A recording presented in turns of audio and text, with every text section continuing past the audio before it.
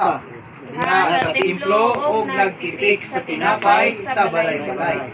Buhat 2:46. Amen. Nagpadayag ning bersikuloha Kanato nga una magtigom ta adlaw-adlaw.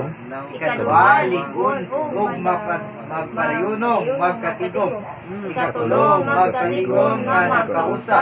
Ikaupat magkatigom sa dakong dapit sama sa templo. O ikalima magkatigom sa balay-balay. Sa ato pa magkatigom sa matag usa ka panimalay.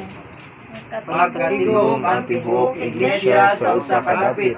Unang Korinto 14:23. Sa usa ka bahin mapadayunon yung magtigom ang iglesia sa mga panimalay, sa mga magtutuo.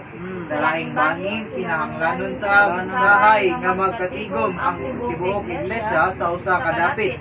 Ang mga tigom sa panimalay nga batasanon gyud ug ang mga tigom sa usa ka dapit kay pahigayon sigon sa panginahanglan dunay kaugalingong kaayuhan ug lami ni usa dunay bulag nga regular nga mga tigom sa panimalay ang iglesia ug magkatigom sa gyud pag-usa sa usa ka dapit kun kinahanglan.